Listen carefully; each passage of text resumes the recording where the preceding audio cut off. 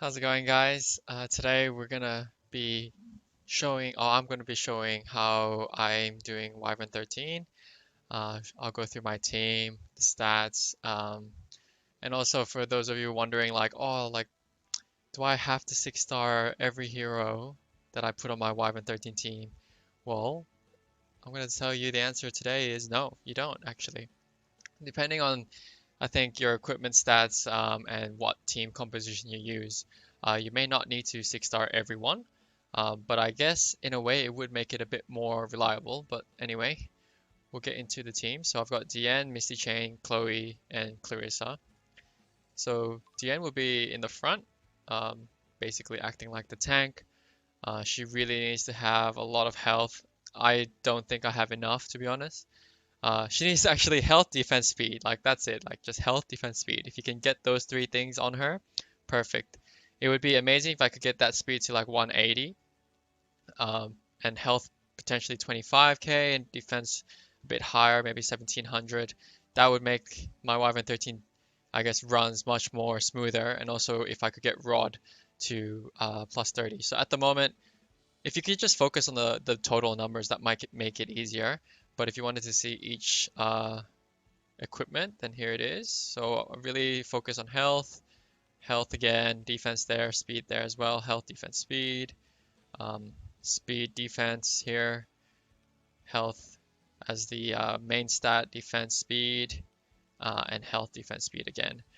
The higher the rolls, obviously, the better. And potentially another thing that might make my runs more smoother is if I skill enhance her S1 to get extra combat readiness, but haven't tested it. It still works without it, so that's good. You definitely need the cooldown reductions on these two, because otherwise she won't cycle through her heals enough.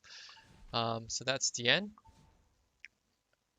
and we'll bring you to Mistychain. Honestly, I saw videos, I think it was Astronox who posted on using her, and I think she really is good for Wyvern 13. Because she heals and she provides decreased attack. And another thing I realized is that you really need speedy gear on every character for Wyvern 13. Like, the quicker you can get, the better. On average, I would say you need at least like 180 speed for every hero. So here we go. Here's her stats: attack 3.6, speed 200, create chance could be higher, but she has a self imprint, so it's fine. Create damage, not anything high, and you would need her effectiveness to be actually higher than 70%. I would say 85% to be 100% safe. Um, so yeah, here's our gear. Just pause the video if you wanted to look into the gear further. And with CRN to provide a bit more stability, if she does hit it, it's 45% chance, and I think, yeah, I might try to max it when I can. And she's not fully awakened, but she is level 60. Okay, so the next one I'll show you guys is Chloe, which does this hero actually does provide a lot of stability because her S2 can't be resisted, and it lasts for 3 turns and does 2% of the max health, which is like 5k each time somebody attacks. So even if my Diene attacks, it does 5k damage. Uh, no Mologoras here. She's only level 50. Honestly, her attack stats are really weak, like 2.8k, speed pretty high, crit chance pretty low, crit damage low. Like, I wouldn't mind sacrificing some crit damage for crit hit chance, because that would make it more stable. And here are her equipment.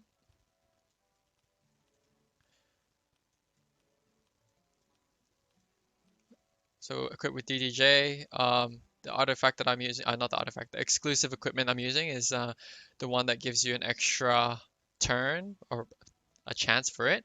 Um, I'm still contemplating whether or not this is the best option or to go with the one that provides your defense break, because with this chance of getting another turn, it sort of messes up the rotation and skills that you need. And I'll tell you guys why once I roll the video of Wyvern 13. And lastly, Clarissa is the main damage dealer and also a debuffer. So I have basically my best equipment on her, um, although her attack is still low. So 2.6k attack, crit chance can be higher, crit damage to 236. Effectiveness there, so her effectiveness is really good. And her equipment are as follows.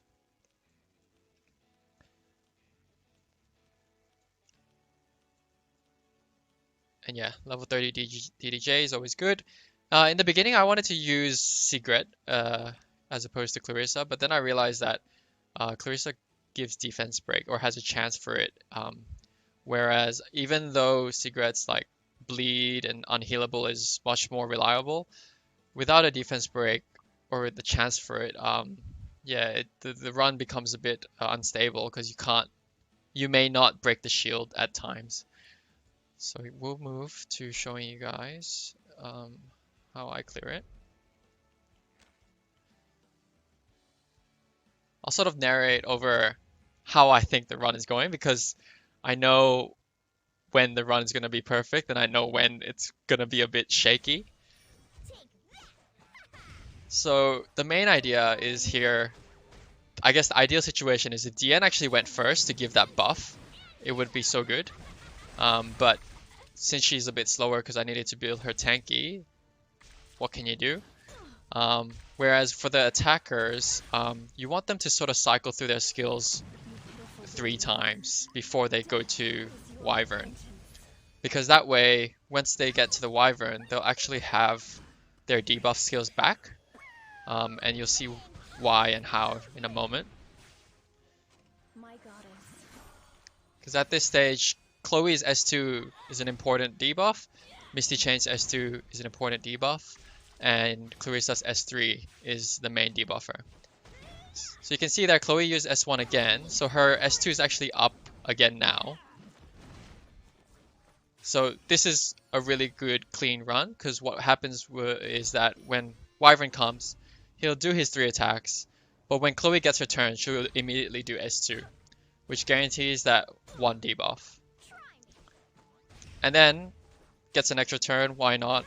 Then it's all on Clarissa and Mistychain to apply at least 1 debuff. So with S3 up, the chance of bleed, defense break becomes quite high. 3 debuffs on the boss, it's pretty clean already.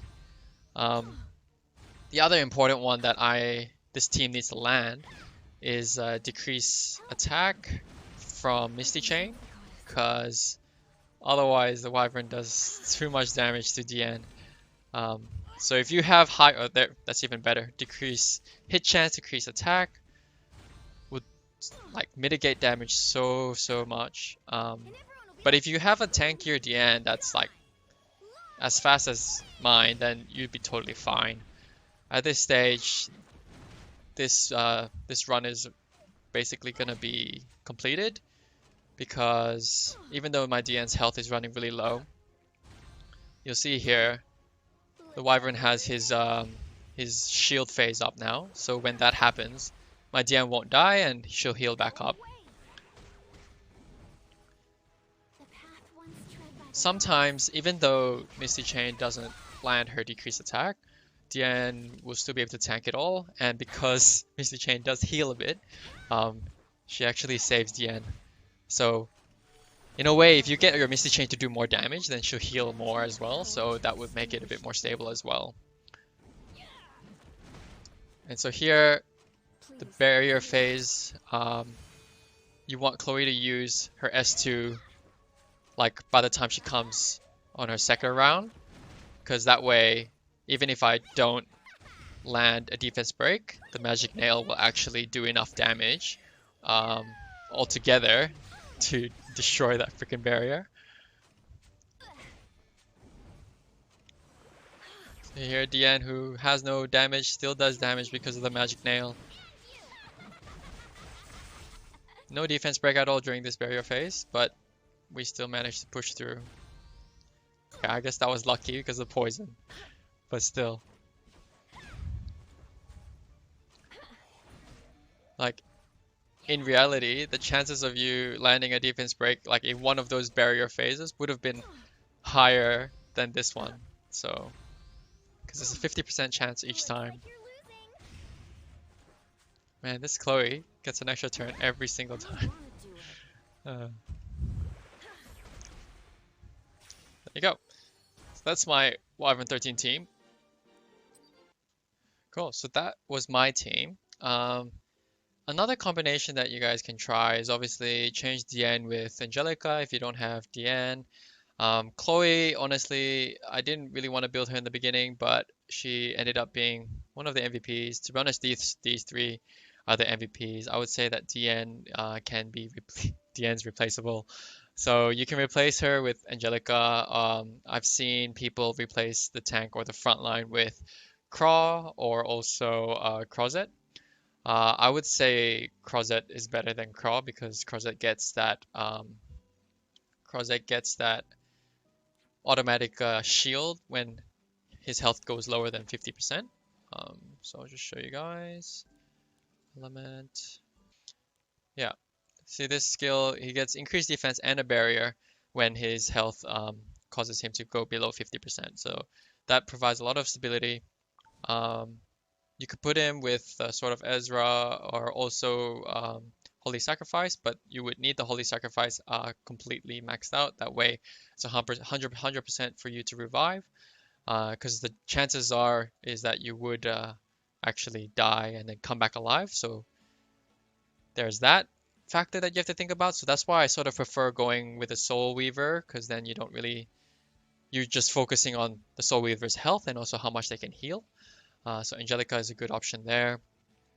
I know you can use Angelic Monty as well, which is another option. But again, all these frontliners need to, I would say, at least have 25k health and 1.7k defense and a decent amount of speed if they're healing, because then otherwise they won't be able to rotate through their healing skills. Um, so yeah, there you go. That's my Wyvern 13 team. I hope that it helped you with making yours. Um, just keep in mind that it does take a bit of playing around with, because you gotta pay attention to each hero's speed. Make sure that it's fast enough. Make sure in a way that it's speed tuned, so that when you begin that Wyvern phase, you will have like your debuff skills up. Because if you only have your basic skills up and your basic skills don't have any debuffs, then you're pretty much relying on RNG that the Wyvern will attack the front line again. You need at least two debuffs if I'm not wrong. So yeah. Leave a comment down below if you're using the exact same team or if you're using a different team, let me know. Or if you want me to try with different heroes, let me know as well. But yeah, if you like this video, please leave a like and consider subscribing. I'll have more videos to come soon. See ya.